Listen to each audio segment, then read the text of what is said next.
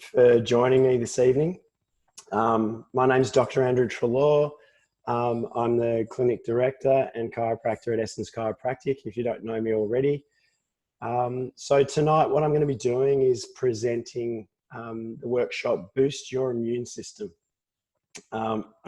So I thought this is the second time I've actually presented this this year, and I thought it would be a good opportunity to do it again, just because there's just been so many people unwell at the moment, and so many people who've just asked a lot of questions about what they can do to actually fortify their immune system and kind of get ahead of everything that's going around out there in the community, and try to be as healthy as they possibly can be. So boost your immune system. What causes my immune system to become weak? So in this evening's presentation, I'm going to probably present to you some information that you may have never heard before, as well as some things that will just be some nice reminders to guide you to increase your immune system and fortify it. So here we go. So this is a slide that I use in every presentation because it really underpins the way that I practice chiropractic and kinesiology in the clinic.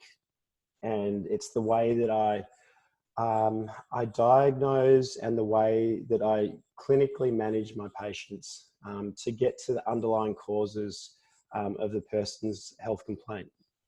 So this is what we call the triad of health, and it's made up of three aspects of health. It's made up of the structural, which is obviously musculoskeletal system, the spine, all your organs, all of our body systems.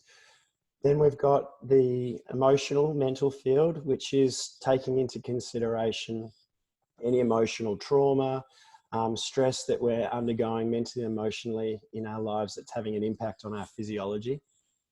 And then we've got the third side of the triangle, which is the chemical, so the biochemistry of our body. So that's like our physiology. So we're looking at things such as the organs, the organ systems. We're looking at things that affect us from our environment, which includes toxicity, toxins, whether it be environmental, whether it be our diet, etc. So I'm going to be going into these different aspects of health in more detail as we go along, but it's something to always consider with your own health. Am I taking care of all three sides of the triad of the triangle? Am I actually taking care of myself emotionally, mentally? Am I actually structurally in alignment and in good condition? And am I taking care of my internal chemistry? Am I taking care of my diet? Am I taking care of my hydration, and looking after myself in that way? So they're the three areas that I'm going to go in more detail. So I'm going to start off here with talking about the biochemistry and our physiology. And I'm going to go into a bit of anatomy here. So I thought one of the things that we sort of marketed this particular workshop was identifying two organs that actually are a huge part of the immune system that often aren't given much consideration. So, okay. Yeah. So the first one is the liver. So as we can see in this diagram here, the liver sits on the right-hand side underneath our lower rib cage. And the liver is such an important organ in terms of assisting the immune system to be able to conduct all the different metabolic and cellular processes that it actually does. And so we have a really simplistic view, I think, as a society of what the liver is and how it works and what it actually does for us. And it conducts so many different particular biological processes, and I want to go through some of those in a bit more detail. So the liver metabolizes sugar the same way as alcohol and converts dietary carbohydrates to fat. It's our body's ultimate filter. So anytime that you're taking anything inside of your body, think of it that your liver is the filter. It's the sieve that has to collect all the garbage, all the debris, and what's left over from all the good nutrients and all the good that we put in our body. It's the thing that sort of, it's kind of like the plug in the sink, or that little strainer at the bottom of the sink that just collects all the garbage. So we really need to take good care of it to make sure that it's actually in good health and that it's staying really clean and well functioning, to make sure it doesn't build up with problems inside of the liver itself. So other things that the liver does as well, it keeps the lymphatics free from toxins. The lymphatic system in our body is a really important system that goes parallel to our circulation and our circulatory vessels. So it's actually responsible for going around the body and cleaning up offending and invading pathogens and toxins and poisons and allergens. And so we know that when our lymphatic system becomes overburdened by toxicity, that's when we run into lots of chronic health diseases and complaints. So the liver's an important organ to help keep that lymphatic system as well functioning as possible. There's another not so well known part to the liver that's not well researched, scientifically understood yet. And that is that the liver has its own circulatory system. So it has so hepatic is another word that we use for the liver gallbladder system. And the liver actually has its own hepatic vessels, white blood cells, its own hepatic portal vein with white blood cells, and hepatic arteries with white blood cells that protect the liver from invading pathogens entering the digestive tract. So it acts as a real safe and safeguard for the rest of our system and our circulation and our blood system to be invaded by these sorts of pathogens. And I'm going to talk a little bit more specifically about what sort of pathogens, but I might just give one example now, and that's a virus that I work a lot with in the clinic, and that's Epstein-Barr virus, and I'll go into that a little bit more detail.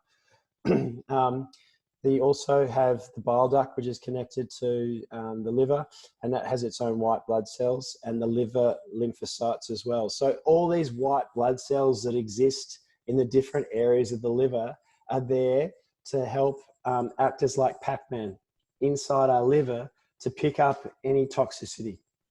And so it's a real at the forefront of our immune system. So we need to keep our liver as healthy as possible to ensure that all these vessels and the immune system within the liver is operating at full function.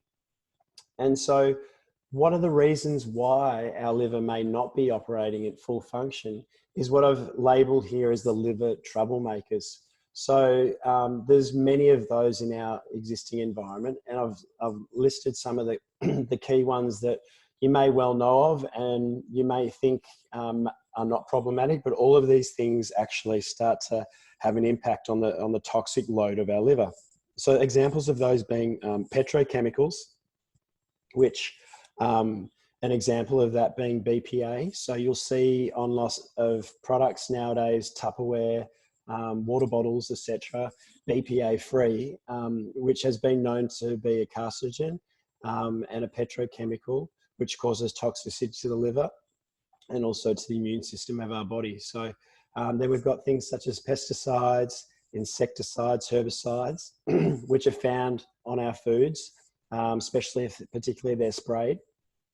Then we've got fluoride and chlorine in our water system, smoke, MSG, which is found in lots of restaurants and takeaway food, preservatives, artificial flavors and coloring, problem foods, which I'll go into later when we cover that topic of foods in more detail, different forms of chemicals. Then we've got pathogens. I did allude to Epstein-Barr earlier on. I'm just going to grab a water, guys, just to clear my throat. So we've got Epstein-Barr virus as an example, cytomegalovirus is another one, varicella zoster, shingles, many different types of herpes viruses. These are all pathogens that can invade the body and often house within the liver. And I can go into that in a little bit more detail later on. And they're common pathogens that I find clinically, particularly with the kinesiology.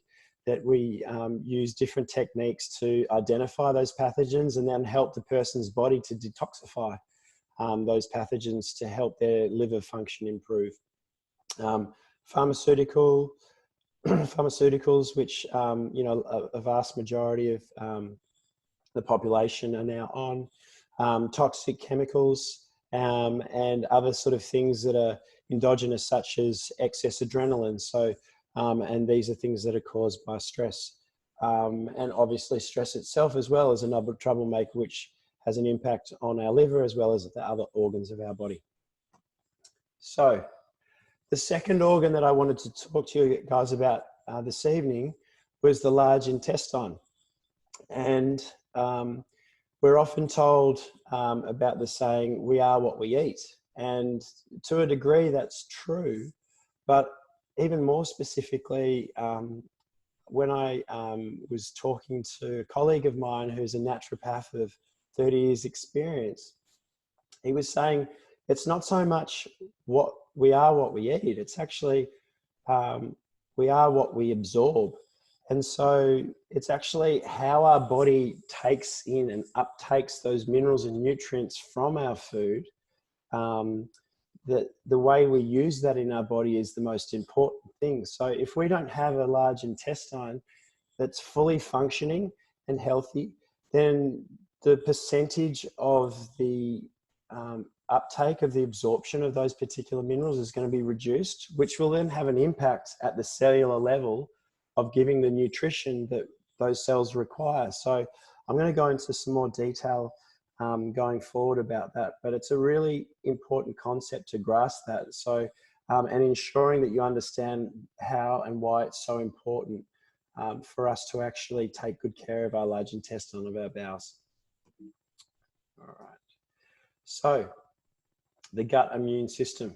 So our immune system is made up of what's called the microbiome, which is a collection of all the different microbes that exist within the gastrointestinal tract, which includes good bacteria, bad bacteria.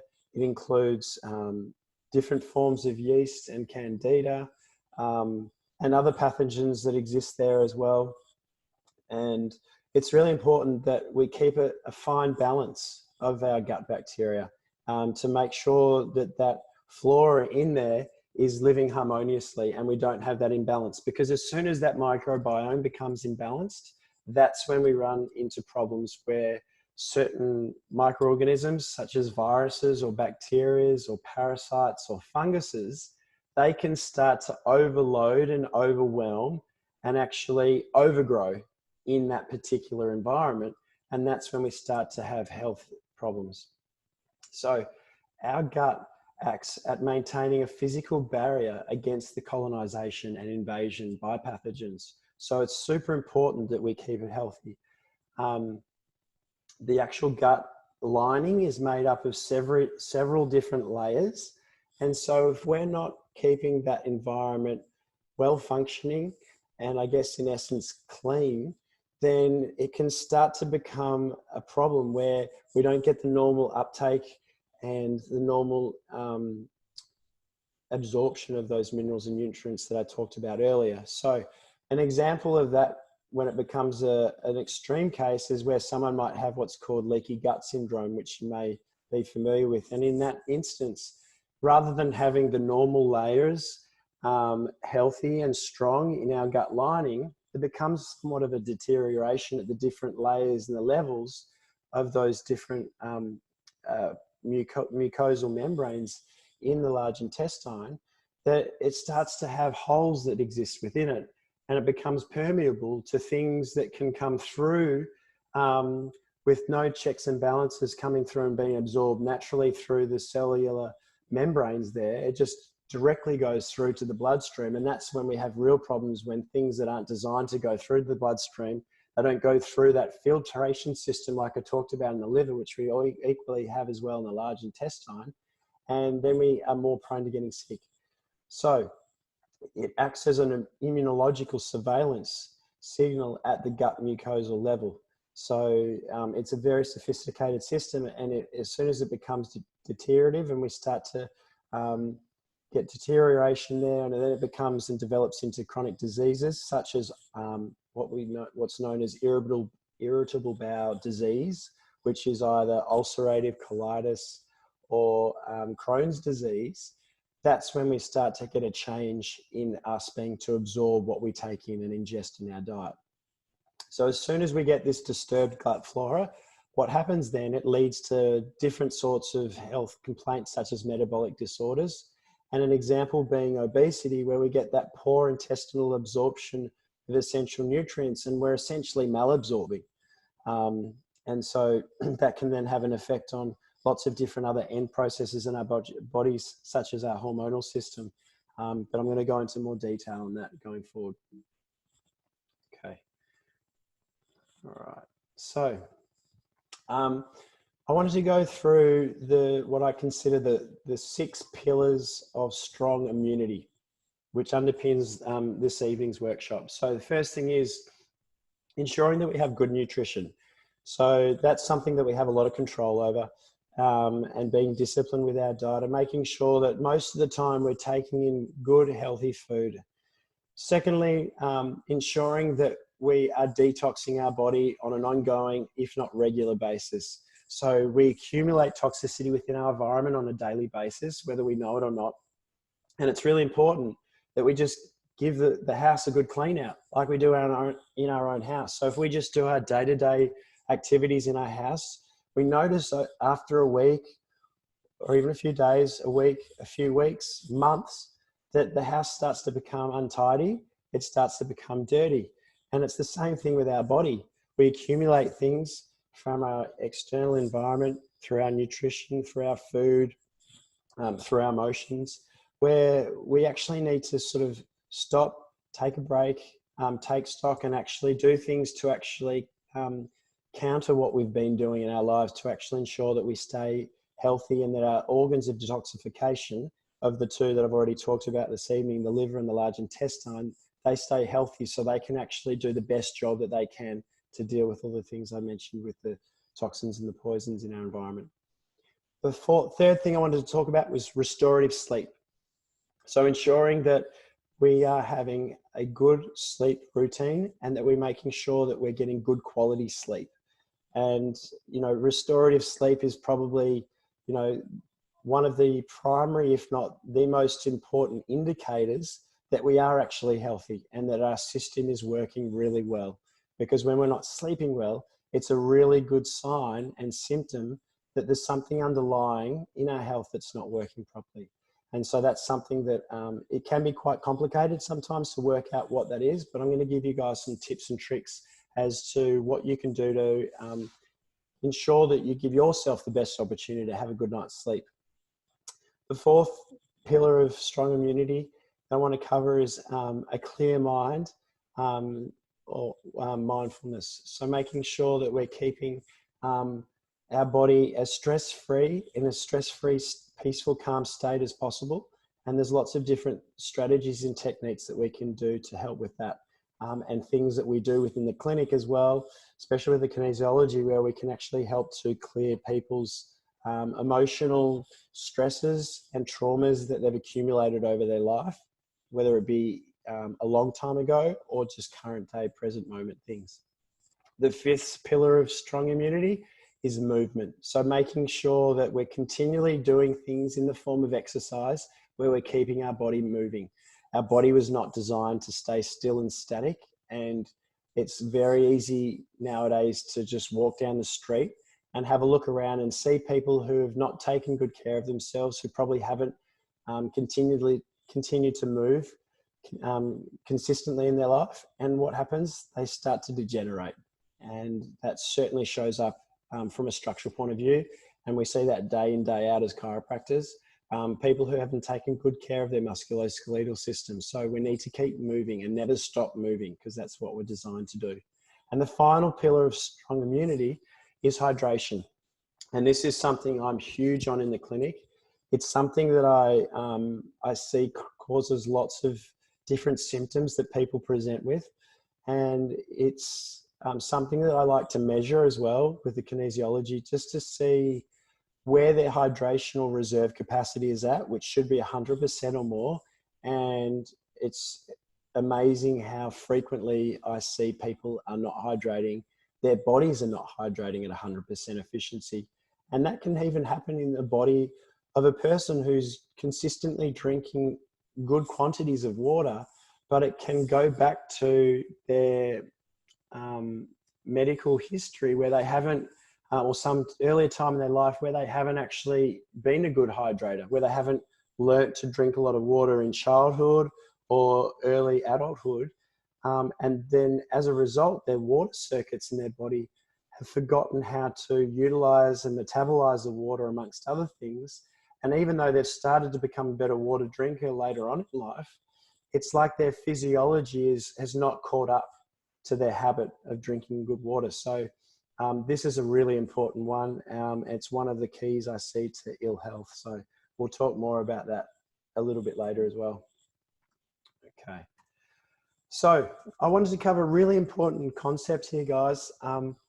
This suffix here, itis, is a word that you'll see on the back end of the majority of chronic illness and disease, itis. And itis is simply translated to mean inflammation. And it's been proven and shown, and has been also, it's been said by the medical model that inflammation is the root cause of a large majority of disease and chronic illness. And so if you think about it, if that's the case, the first question that comes to mind is what's causing the inflammation? And then secondly, once we discover what that is, what can we do to actually reverse that and stop these inflammatory processes from perpetuating and proliferating in our bodies? Because if we can work out ways that we can stop inflammation in our body, then we have got a really good chance of making sure we're reversing degenerative processes that are occurring in our body, potentially reversing disease, and making sure that we're allowing our biology, our physiology to work to optimal capacity so it can start to heal from anything that, any ailments that it's troubling it, and be as healthy and thrive to our full capacity. So I wanted to show you some examples of how chronic inflammation manifests into different systems of our body. So we've got it broken down into 6 to 8 different categories here. So firstly, we've got neurological disorders. So chronic inflammation, as you will see on MRI scans and brain scans, is an indicator of things such as Alzheimer's and Parkinson's disease. So it's inflammation of the brain cells in specific areas of the cerebral cortex. When it comes to chronic inflammatory diseases, we've got examples in the bowel and also in the lung area, such as COPD, which is also known as chronic bronchitis and emphysema, which doesn't always necessarily have to be caused by smoking, yet that is one leading risk factor. But that's another potential toxin in our environment as a result of lifestyle that's led to inflammation as well. And then we've got inflammatory bowel disease, which I mentioned earlier as well, as another example of chronic diseases. Then we've got obesity being an example of chronic inflammation, which plays out as type 2 diabetes, fatty liver disease, which is not actually something that's actually caused by alcohol consumption in all cases, and many cases not. Then we've got cardiovascular diseases, which is one of the leading causes of death around the world, top 2, as well as cancers. And examples of that: coronary disease, heart failure, heart attacks, atherosclerosis. And so atherosclerosis is just an example where we've got inflammation of the lining of the blood vessels. So, and then in relation to joints, bone, musculoskeletal diseases, we've got things such as rheumatoid arthritis, osteoporosis, and osteoarthritis. So I'd like to give an example with osteoarthritis. So it was a couple of years ago, and I was at a friend's 40th birthday, and my lifestyle hadn't been terribly good at that point in time for maybe months. And I was sitting down enjoying a lovely meal. It was quite, rich in probably fats and carbohydrate. And I think I had a few glasses of alcohol as well. And I noticed after sitting in this uncomfortable wooden chair for 3 hours that I got out. I went to get out of the chair and my hip just gave away just about. And it was really painful to walk. And I noticed that once I reflected on that, I noticed that everything that I'd been doing in recent months had actually been pro-inflammatory, like in terms of my diet and other lifestyle factors. So I decided that I quickly had to remedy that. And once I did make those lifestyle changes and made corrections to my diet, within a week, there was a huge change in terms of the inflammation at that local site in my hip, and I had no pain anymore. So that's a very small little example, though, of how once you start taking care of things that are in your control of your own health, that you can actually reverse some of these processes and all of these processes potentially that have led you down the path of ill health. So I wanted to go through some examples of things that we can start to do in our life to counter inflammation. So we're going to talk about diet, we're going to talk about supplementation and other lifestyle factors to gear us towards being more less inflamed and less acidic. All right.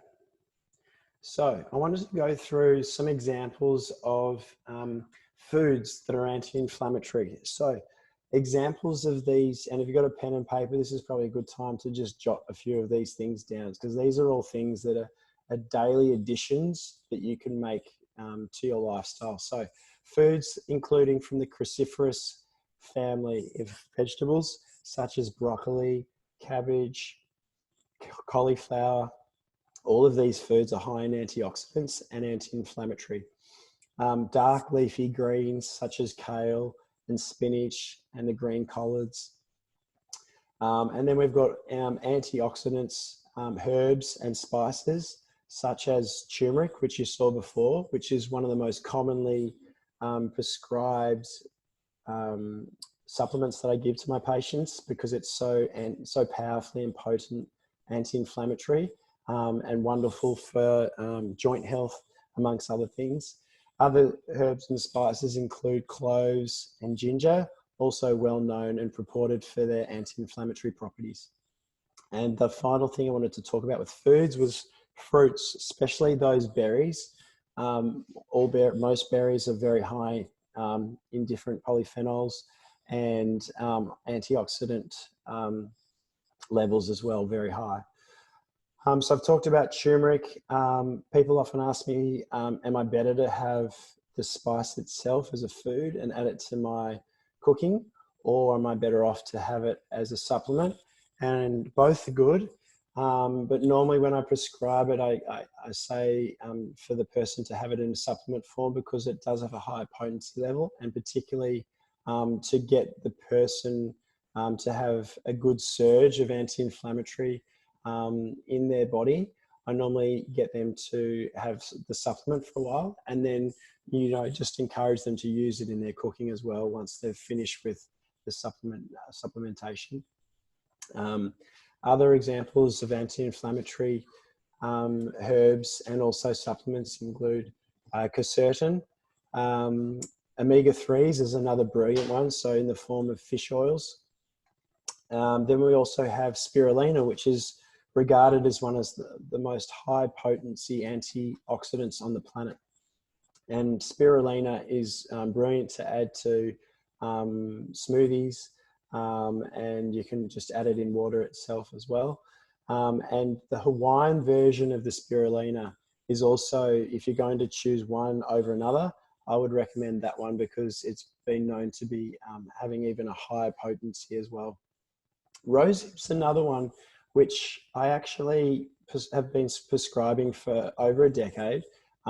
It's often forgotten about, but there's a lot of scientific research behind rosehip, and it's actually a really powerful antioxidant, and it's been really well described in the scientific literature to be fantastic for osteoarthritis. So for people who have lots of inflammatory joint problems, or they've actually got musculoskeletal injuries, particularly in the extremities, such as knees, hips, and shoulders. That's one that I often really regularly get people to take and get on top of. And then there's another one called bromelain. And I actually know of a biochemist in Brisbane, and he actually formulates his own form of bromelain from pineapple.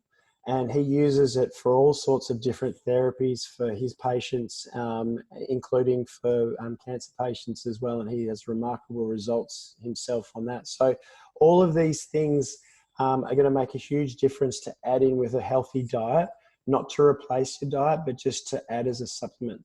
And that's why they're called supplements. They're not called substitutes, they're supplements. And you always have to remember that as well. They're not going to be the only thing that's going to get you out of trouble, but they're going to go a long way to help, that's for sure. So the next thing I wanted to cover was foods, and using food as a way of reducing inflammation in your body. So what the basic principles with food include is actually making it more alkaline in your diet. So you want to lean closer towards the higher pH levels on the scale with your foods, rather than having acidic foods. So I want to go into specifics of which particular types of foods in relation to that, but making sure if you get on to the internet and you can actually Google pH of foods, there's lots of really wonderful tables which give you the full spectrum of acidic up to alkaline foods. And if you can have like 80 to 90% of your diet falling in that, up that end of the scale above, from neutral up to alkaline, so from 7 up to high 9s, then you're ensuring that your diet is truly anti-inflammatory, and that's going to make a big difference to your body as well. So I guess if you were to focus on specific food groups, it's focusing on things such as vegetables, and a lot of these vegetables that I mentioned earlier, which are high antioxidant, but also very alkaline forming foods. And on the flip side of that, you want to be avoiding foods that are acidic and high pH. And examples of that include a lot of meats, particularly the red meats, obviously foods that are high in carbohydrates, simple carbohydrates, and sugars. So anything that's high in sugar is going to be generally pro-inflammatory and acidic. Dairy is another one as well. So when people are saying, oh, well, what are some of the things I should focus on in terms of avoiding? There's some of the key foods, and I'll go into a bit more detail, specific foods, just on this next slide coming up. Another principle I talk about with food is if you can choose whole foods, market fresh foods, organic or spray-free ideally, that's also going to be another advantage you're going to have over just regular foods. So it's not a deal breaker if it's not, but it's one less toxin or toxins that your body has to take in the form of pesticides, insecticides, herbicides that get sprayed onto our foods. And then, you know, we ingest those, and then it's another thing that our liver then has to clean up and detox. So you're definitely giving yourself a big advantage by eating those foods that are organic or spray-free if possible. The other thing I was going to say, and just dispel right here and now with organic food or spray-free food, is that everyone says, oh, but my shopping bill is going to go up, you know, exorbitantly. And I normally reply and say, well, if you actually have a little bit of a look around and you do some research and you don't just go to Coles and Woolies and Aldi and try to get their organic foods in the form of fruit and vegetables, then you can find foods that are, you know, fractionally more expensive, But if you think about it as an investment in your health, then you're probably going to be saving your money, a lot of money in the future on, you know, more invasive interventions to rectify any damage that might have been done from toxicity and inflammation that's built up in your body over time. So, you know, it's looking at the bigger picture and looking in the more long term rather than short term short-sightedness when it comes to, you know, paying a little bit extra for better quality food. Okay. Sorry, guys, I'm just going to pause and just see if there's any people who are trying to enter. What's there? Yep. Okay. Sorry, guys. I'm just letting someone else in and just coming back now. Okay, cool. Okay. All right. So I wanted to talk about sugar. So sugar is a major micronutrient that actually has a lot of inflammatory, does a lot of inflammation, creates a lot of inflammation, sorry, pardon me, in our bodies. And it's said that it only takes 75 grams of sugar to weaken the immune system. And the average Australian diet has 40 teaspoons of sugar in it daily. So you can imagine that the average Australian is going a long way towards weakening their immune system on a daily basis without even knowing it. So it's so important that we're mindful of what we're putting in our mouth, because of, you can see, as I'm about to show you, the damage that sugar does to our bodies. And we have a sheet that we give out at the clinic, and it's got 70 different reasons of why not to eat sugar. And that's only, I think, a minuscule number of examples of how many it actually does affect. So I'm going to give you some examples of how it affects our physiology and our anatomy. So firstly, it reduces the white blood cells, the killer cells in our immune system, to respond to fight pathogens. So as soon as you're eating sugar, if you've got a virus or a bacteria in your body, you're slowing down your immune system's ability to respond to actually then go and address that virus or that bacteria. So it makes no sense to be unwell and eat foods that are high in sugar or that have sugar in it. So you're really doing yourself a disservice and going against the grain in that way. Sugar inappropriately activates the immune system, causing inflammation and damages cells and tissues. For example, spinal degeneration. So people say to me, oh, when we look at their x-rays, they'll say, oh, so why do I have spinal degeneration? And I'll say, well, there's lots of different reasons, but two examples that people don't think of. One is their diet, and if they've got a high sugar content in their diet, and the average Australian diet does, and whether or not the person has been well hydrated in their lifetime. And that's something I'm going to cover in hydration in a moment. Sugar also leads to other chronic inflammation processes such as obesity, type 2 diabetes, non-alcoholic fatty liver disease, insulin resistance, cardiovascular disease. It's one of the leading risk factors for that. Some cancers, and just on cancers, when they're doing PET scans of cancer patients or prospective cancer patients, they actually inject the patient with a substance which is high in sugar to activate the cells which potentially have cancer in it to actually show up as markers on their scan. So sugar actually switches on those cells of cancer. So you can imagine that there's some sort of correlation there with sugar as well.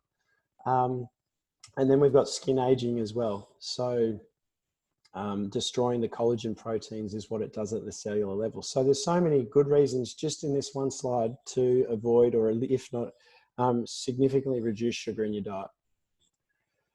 Coming back to those toxic foods that I alluded to earlier, here are a list of some of the ones that I commonly tell people to avoid, particularly when we're doing detoxification of whether it be heavy metals or different pathogens in the body, such as viruses like Epstein-Barr virus. So avoiding foods that are genetically modified, such as corn, soy, canola. So if you're going to have corn, I'd always recommend having organic if and when you do. Same goes for soy, and canola is an oil that I just always tell people to completely avoid if they can. Obviously, when you go out to restaurants and that, like, you have no control over that. We don't know what oils they use, but normally it's things such as canola oil or vegetable oils that are genetically modified.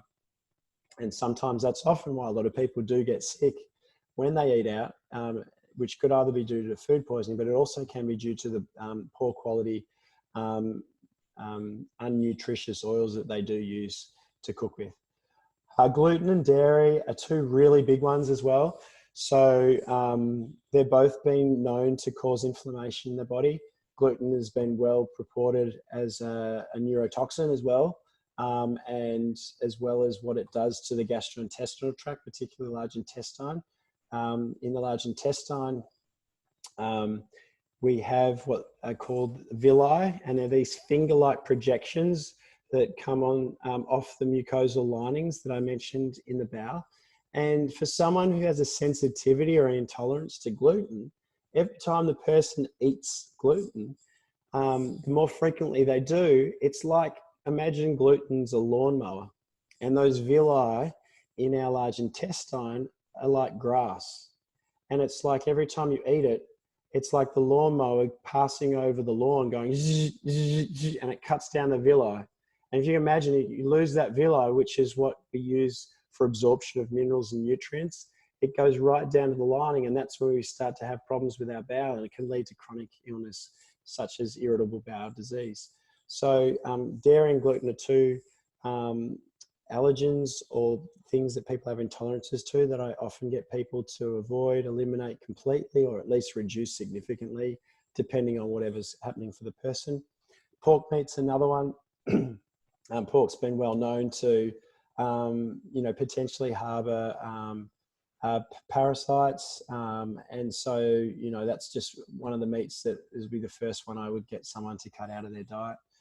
Artificial colours, preservatives, sugar we've talked about, trans fatty acids. An example of that being margarine. So if you guys eat margarine, I would tell you to stop that right now and choose a more healthy fat such as butter, because trans fats are something that's been made up in the laboratory, and it's not a natural occurring fat, and so our bodies have trouble breaking it down. Omega-6s, so we have the two groups of omegas. We've got omega-3s and omega-6s. Omega-3s, in short, actually promote anti-inflammatory pathways in our physiology, in our liver methylation pathways. And omega-6s do the opposite. They actually promote inflammation in the cascade of our biochemistry in our liver. So they're things that when we're talking about the ratio between omega-3s and 6s, we want to make sure that the omega-3s significantly outweigh the omega-6s. And some of those go back to some of those trans fats that actually come under that same banner. But you can do your own research into some examples of other omega-6s. Refined carbohydrates, which I talked about, so a lot of packaged foods come in that category, and alcohol being another big one. So moving along, I wanted to go to the next topic, which is restorative sleep. So this is another really important pillar of health for the immune system.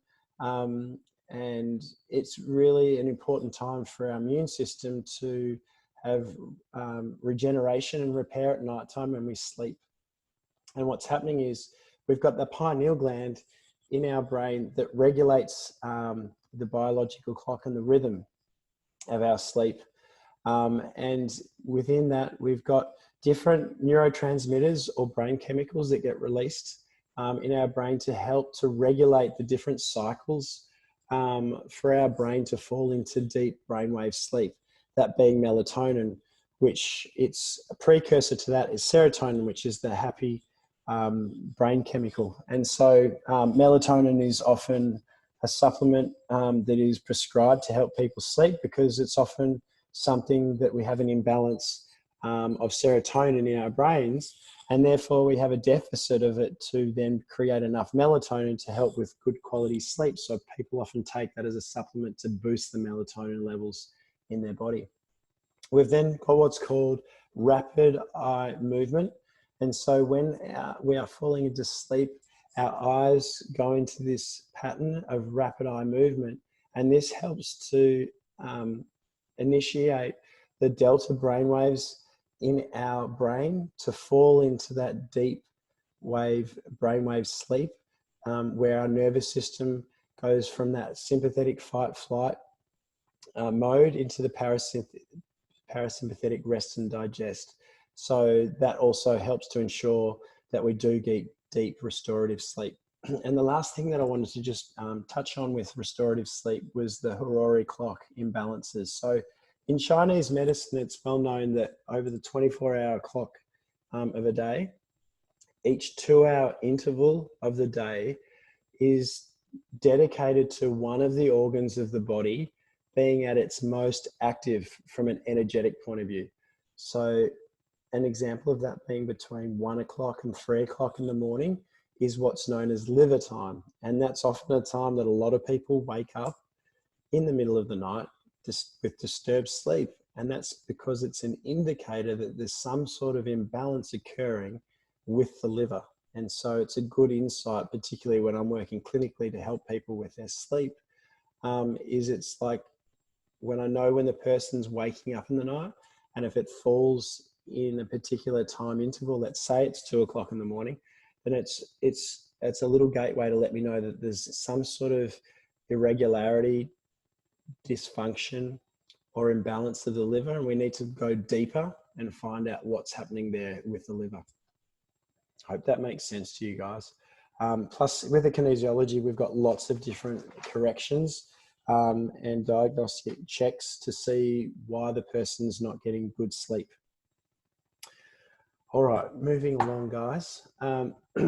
Another thing to add for just make sure you guys are getting good sleep is ensuring that you've got a good, steady routine for going to sleep. So ensuring that you've got good, healthy sleep hygiene.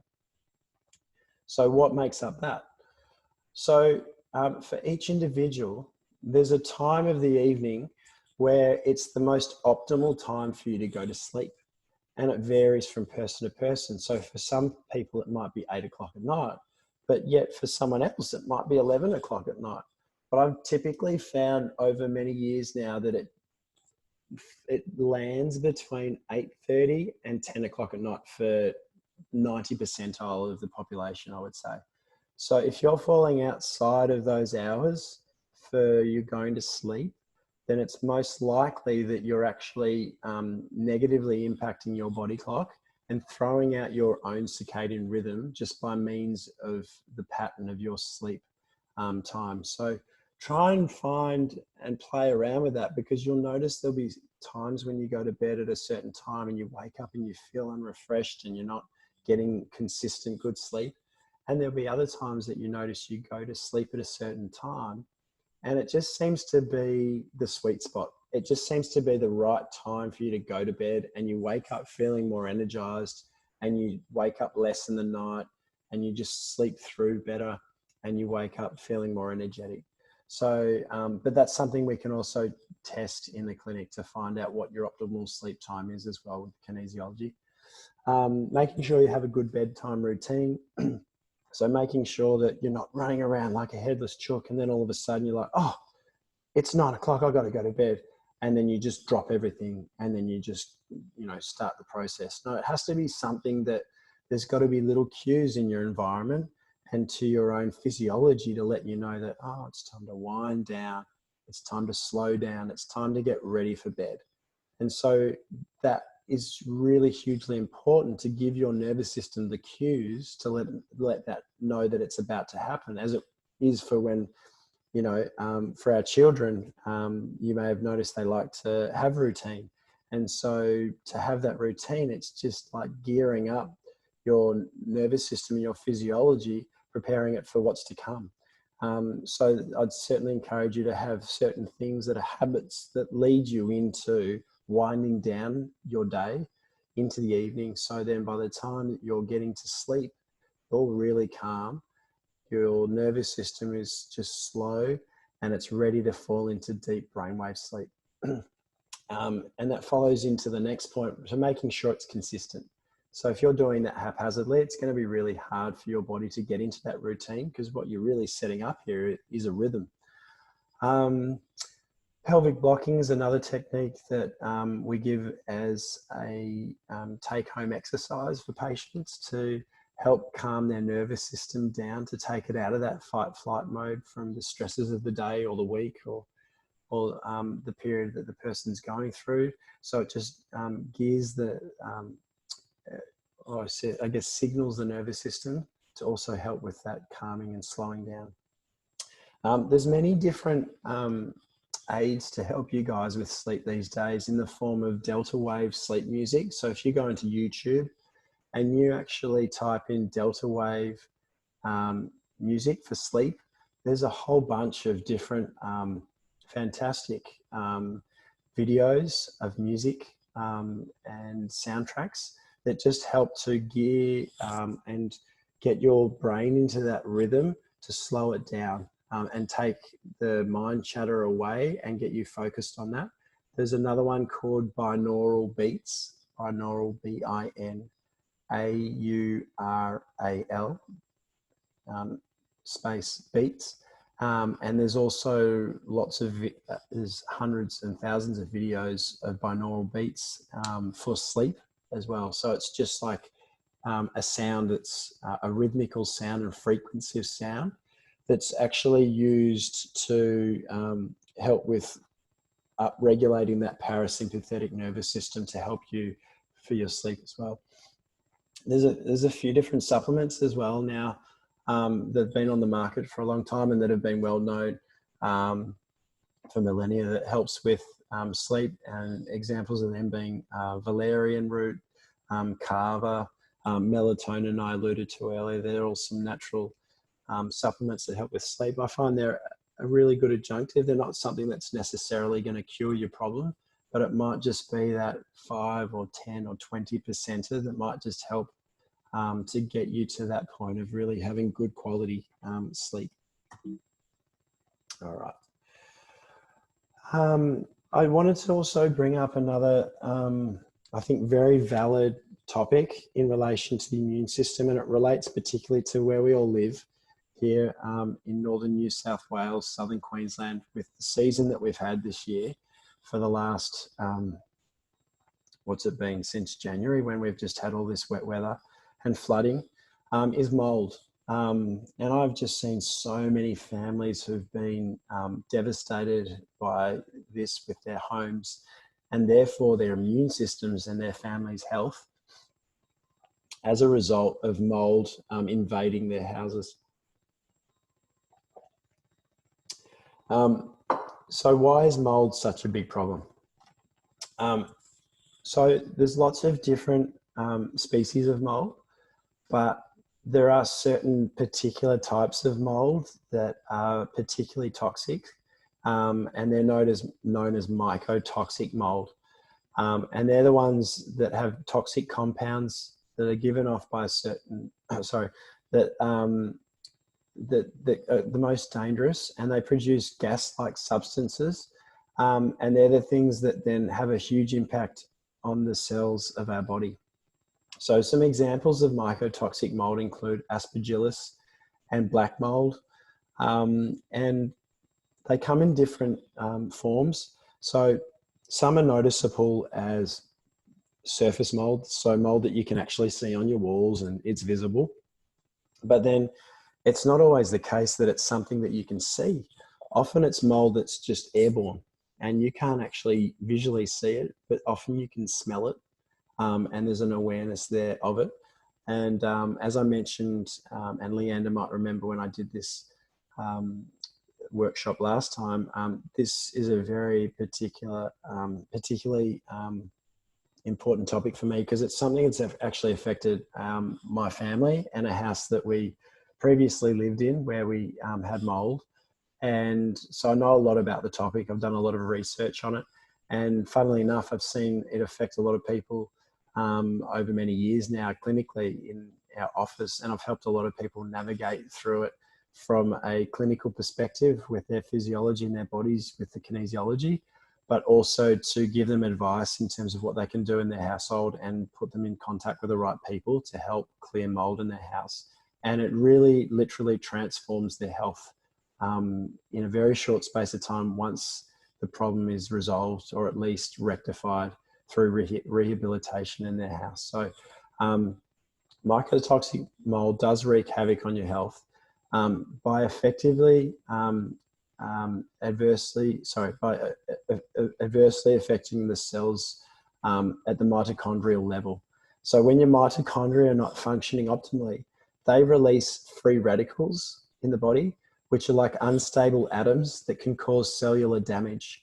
And this is the damage that leads to and causes inflammation, which we then know what that causes. So if you've got someone who's got like some underlying health complaint or condition, and then you throw mold in the mix as well, it makes it really challenging and difficult for that person to overcome their health complaint or ailment, because they're just bombarded by another thing that just stacks up another layer and another level of ill health and inflammation. It's kind of like that scenario where you've got a fire burning inside, leading to ill health, and mold is like kerosene on the flame, just pouring over the top and just like exacerbating it. So I've definitely seen a lot of families who've made some big changes in their house, which I'm going to give examples of now, and then they've really reversed the poor health that the family members have been exhibiting as a result of mold being one of those factors. So here's some examples of symptoms of mycotoxic exposure. So first category, we've got neurological and mood. So it can cause things such as headaches, insomnia, brain fog, depression, anxiety, respiratory wise can cause shortness of breath, and that's something, and allergies, asthma, and that's something that I saw happen to close family members as well as a result of exposure to mold on an ongoing basis. So it can be so it becomes such a highlighted sensitivity that a person who lives in a moldy house, they can be away from the house for a particular point in time of a day or for a period of time and walk back in the house, and within minutes it raises these symptoms to the surface immediately, having not experienced those symptoms for the period of time that they were away from the particular environment. So it's like instantaneous. And the thing with mold is, like, the more duration and exposure you have time-wise to the mold, it's like it further exacerbates the condition of the underlying condition of the person. So that's why it's just so detrimental, but it's also so insidious. So it can take like a period of time where, you might not notice any symptoms, and then all of a sudden one day you wake up and all of a sudden you've got one of these conditions, yet there wasn't a huge like symptomatic alert prior to that this was like actually like transpiring. So if you know of anyone who's got mold in their house or in their environment, where workplace, I highly recommend that you alert them to the significance of that, and let them actually do their own research, before they have their own health problems. Okay, so how do you remedy a mold problem? I'm not going to go into this in too much detail tonight, but here are some good examples. So it's just fixing like where there are sources of moisture and water leaks in the house. Having like heating, ventilation, air conditioning systems checked for signs of mold, where it might not be obvious to the naked eye, but they can run cameras through and actually check for it. Killing mold on hard surfaces where it is obviously visual, using things such as bleach, hydrogen peroxide, or detergent. removing those surfaces that do have the mold where it's just become prolific, such as carpet, you know, curtains, even, you know, as replacing drywalls and porous building materials that are too moldy to be cleaned, is really important. So, you know, it's kind of like having termites in your house. It's a big job. You know, it's not something that's going to be fixed overnight, and it can be arduous. But like it's something that can be remedied. There are expert companies that, you know, their business is designed to help with the rehabilitation of people's houses. And if you know of anyone, or if you do have a mold problem, I'm happy to point you in the right direction. But there are some also simple, cheap methods and things that you can do, particularly before it becomes a big issue as well, or as a preventative safeguarding. You can maintain your indoor humidity levels to, you know, 30 to 50% levels by the form of a dehumidifier. So I think I gave the example last time I did this presentation. It was like when we had a lot of rain many months ago, back in February, I think. And we noticed there was a room that it just started to get a little smell about it in a different house to the one we used to live in, where we did have a mold problem. But, you know, we're really hyper vigilant with it now. And on these dehumidifier machines, it actually gives you a live percentage of the humidity in the particular room where you place it. And you turn the machine on, and it starts running and drawing moisture from the air through the machine, and it starts collecting and turning the moisture into water. And before you know it, if you've got like a room which has 80 or 90% humidity, all of a sudden this machine, after several hours, has brought that humidity level down to actually whatever you set it on the machine, but ideally under 50%. And you've got 6 or 7 or 8 litres of water in your machine, just from the water that it's collected from the atmosphere within that room in your house, which is quite like incredible. So, you know, as a strategy, when we've got high humidity levels in this part of the world, which is, you know, for many months of the year, it's a really good investment to have in your house as a way of keeping humidity down, which then actually what that does, it takes away the food for the mold, because the mold actually grows from the moisture, and that's why it sort of goes and, you know, spores grow out of control when we've got high humidity in the atmosphere. So if you can reduce it yourself, then you're going a long way to, you know, stop this problem becoming a greater problem. Other things that we invested in the past was using air purifiers as well to clean the air. But when you do that, you also have to ensure that you keep a closed environment, so you have to close windows, etc. But yeah, there's just a few examples, I guess, of things you guys can do to help, you know, rid your houses of mold, or at least prevent it. These are some things that you can actually do for your body to reverse the symptoms of mycotoxin poisoning. So taking different forms of supplements, and one example being activated charcoal, which just works as like a sponge in the body to absorb the toxicity of the mold and help to eliminate it through the organs of detoxification, particularly the gastrointestinal tract. Ensuring you optimize your liver function through means of which we've already described so far in this seminar. Other things you can do as well, making sure you're infusing your body with more oxygen than usual. So going to like a hyperbaric chamber, for instance, or there's oxygen self food drops that you can get from health food store and add that to your water. Going to saunas, doing infrared saunas, or even purchasing your own. Other examples as well that you can do, where you're just making sure you're having a clean diet, which we talked about earlier. So anti-inflammatory, alkalizing your diet. All right. Wanted to touch briefly on mental emotional stress. So it's been shown as well that when we have stress in our system that's caused by mental or emotions, traumas, that leads to a suppression of our immune system. So chronic stress is something that we definitely need to take into consideration. And so when we have a conditioned response to certain things that trigger us in our life, whether it be as a result of certain patterns or stressful events that have occurred in our life and impacted us on such a level, when those things repeat over and over again in our life, it causes a release of stress hormones and chemicals in our body, and that has an impact on suppressing our immune system. So it's really important that if you can incorporate some sort of mind-body practices to dampen down the activity of the genes associated with inflammation, in the form of yoga, meditation, as some examples I'm going to go into more, and that's going to be hugely beneficial to upregulate your immune system. Mindfulness meditation, in one study back in 2016, and its correlation with immune system, it was seen to be associated with reductions in pro-inflammatory processes, increasing cell-mediated defense parameters, and increases in enzyme activity that guards against cell aging.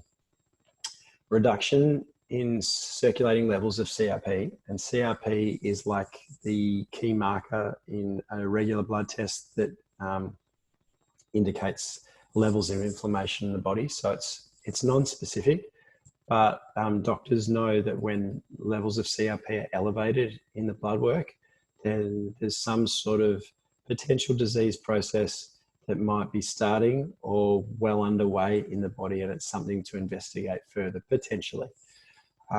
Increases in T cell count and increases in telomerase activity. So that's at the DNA level. So it actually affects you at the chromosomal level with the immune system when you're actually doing meditation in a positive way.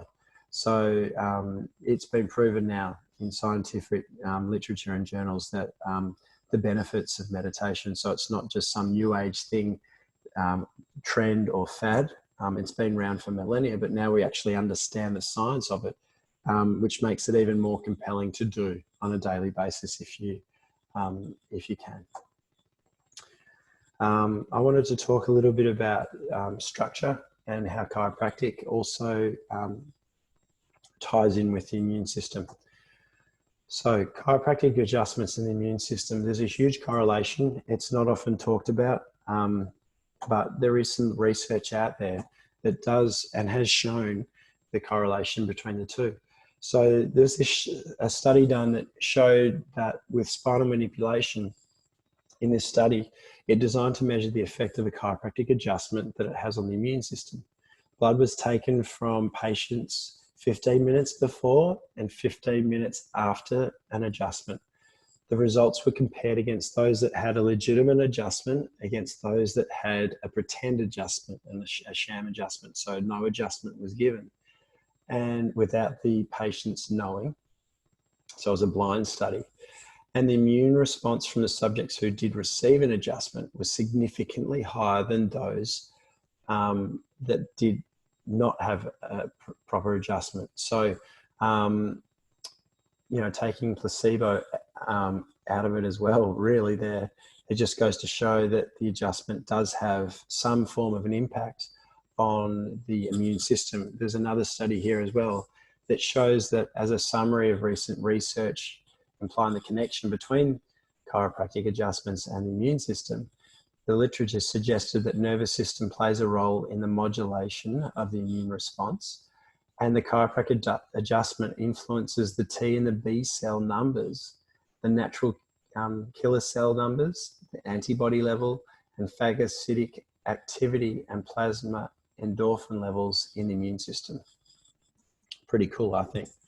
This final one I wanted to show you was a study done in 1991 as well, which using 100 odd volunteers, blood was taken 15 minutes before and after the subjects had a sham adjustment of the mid-spine. And what they saw in their results was more light was emitted from the immune cells after the spinal manipulation than from soft tissue work, so no structural adjusting or no adjustment given, a sham adjustment. And a neurotransmitter, substance P, released from the spinal cord appeared to be elevated, and which helps to prime a particular cell in the immune system response and assist with the respiratory system. So the data provided evidence that the spinal manipulation elicits a response from the organs, specifically showing that manipulation does affect the cells involved in inflammation and the immune response. So it's another reason why, particularly pre-COVID, but you know, while we've always encouraged people to come in for adjustments to help with their immune system, to boost their immune system, to help them recover from something they're dealing with faster, to help as a preventative. And that's another added benefit to maintenance wellness care chiropractic as well, not only just when you're suffering with a particular ailment, but to make sure that you're staying as healthy as possible and to help your immune system function as optimally as possible. One of the other pillars that I talked about in relation to immune system was movement.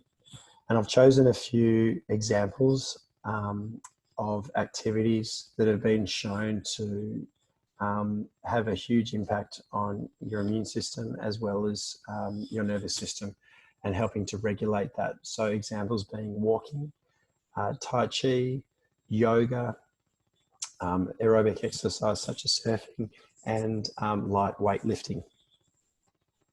Exercise is a key habit to practice regularly for optimal health. A study in 2017 in a journal of brain behavior and immunity found that just 20 minutes of moderate exercise could decrease inflammatory responses and protect against chronic conditions with low-grade inflammation. So it's a surefire way, just linking it back to inflammation and the immune system, of reducing inflammation, as well as what we've already talked about with diet, supplementation, mindset. So that concludes the workshop this evening. I just wanted to finish off by thanking you all for joining me.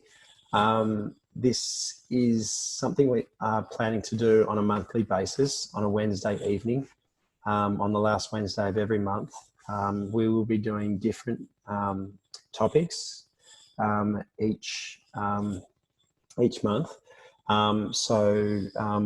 We will let you know through the social media what will be the next topic. I also wanted to offer all of you that joined this evening, I'm happy to give you a 20% discount for your next visit. So please remind the girls at the front desk when you next come in that you were a participant of the immune system workshop webinar. And if you're not a patient of mine already, then please do mention that when you book in as a new patient. So just to finish off, I wanted to just get you to unmute if you would, if you had any questions for, you know, just in the wake of this evening's presentation. So yeah, if you've got any questions, now's a good time. I don't have any questions, but that was fantastic. Thank you. Oh, sorry, who was that? I couldn't see. Anna. Oh, Anna. Thank you, Anna. Yeah, thank you. It was terrific. I hope you got something out of that. And absolutely. Yeah, there was lots of content-rich information there, I think, and you know, I think it's a really you know, valid, relevant topic at the moment, just given that you probably all know a lot of people who are unwell at the moment have been, still recovering from, haven't recovered from, and probably could do a lot more to help themselves to get healthier. So yeah, I think you know, I'll probably be repeating this one again at some point in the year as well, I think, and we'll let you know as well when that is. Thanks, Andrew. That was great. I did love it too. And yes, and I will see you on Monday. I'll see you on Monday. Looking forward to seeing you again. Hey, thanks, Andrew. See you. Thank you. Thanks, Leander. Cheers. Bye. Thanks for joining. It was great. Thanks. I will see you Tuesday. I'll see you Tuesday, Jen. Fantastic. Yes, you will. I All do right. have one question, actually. Yes. When you say sugar, do you mean just like raw sugar that we use in our cup of tea, or are you referring to all sugar? See ya. I'm really referring there to, I mean, firstly and foremostly, yes, that form of sugar. But then I'm also talking about the hidden sugar in lots of other foods. And I think, you know, we covered a lot of that in that sugar control diet when we did that with you as well. Remember when we did that? Yeah. Oh, yes, yes. That's Yeah. right. So Yeah. it's a lot of those sugars that we're cutting out when you're doing that diet. You know, simple carbohydrates. So, you know, making sure we're not overloading on things such as pastas and breads and things like that. But it's really like more so things like, you know, where you're finding it in packaged foods, you That's know, right. carefully reading labels, Yep. you know, condiments, things like that. Yes. Yeah, so it's not just added sugar, it's the hidden Right. sugar that we find in these sorts of foods that is so well hidden. Yeah, I remember now. Yeah. Yeah, so that's a really good question. Thank you. Yeah, pleasure. One more. What's pelvic blocking? Pelvic blocking is a technique that I do to help take the nervous system out of a fight-flight response. And I probably have done it on you, and I have a take-home worksheet for that. So when you come into the clinic next, just mention it to me. Okay. And yeah, we can go through that together. All right. I'll mention that on Tuesday. All right, wonderful. Thank you, Andrew. Thanks so much for that. We'll see Bye-bye. you soon. Thank you. Oh, God, how do I get out?